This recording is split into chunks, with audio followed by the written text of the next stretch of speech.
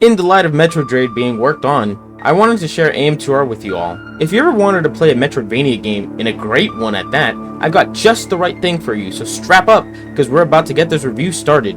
I'm JagoTheScout, and this is another Metroid 2 remake. So a little background knowledge about this game. It started as a passion project by Dr. M64 himself, and proceeded to last years in the making. He was finally done with the game and released it.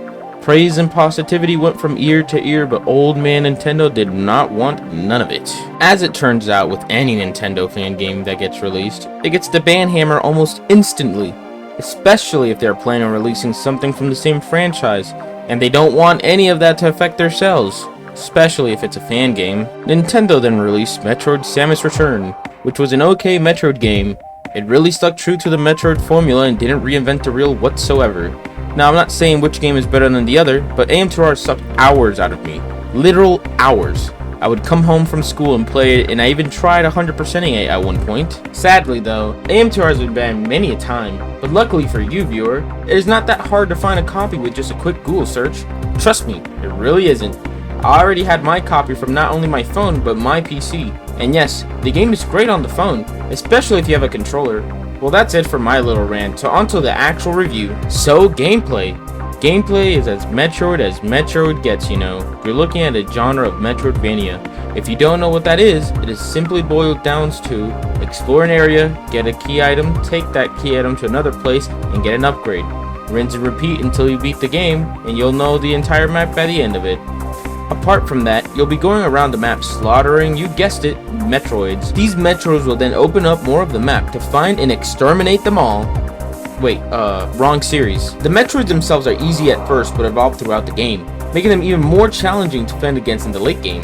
Unlike many games, exploration is rewarded with small weapon boosts / upgrades, which at the end, you'll be happy you went out of your way to get that extra missile. One thing to know about the Metroids is that they only take damage by rockets, so you'll want to save those for bosses or Metroids themselves. Now that's as far as I'll go into it, as not to spoil any more of the game, but this game is indeed rich with fun and exciting gameplay. There are multiple game modes to try out in AM2R, such as Randomizer, which is by far the hardest game mode since everything except the first Super Bomb is randomized. There's also Hard mode and heck, even an Insanity mode with no saves whatsoever. Now on to the fun factor. Now that you know what the gameplay is the game any fun? Yes, very much so if you like any Metroidvania game, or have been wanting to play one. This is one just for you. It is easy to pick up and has enough documentation on YouTube if you ever get lost in the game. There's a bunch of replayability and even rewards you get for playing the game faster every time you beat the game. You'll get pixel art for your efforts, and you'll also be able to unlock the baby Metroid, which you can use in future runs. Forewarning with the baby Metroid though, just like other babies, they don't shut up, so you'll be hearing a whole lot of this throughout your playthrough.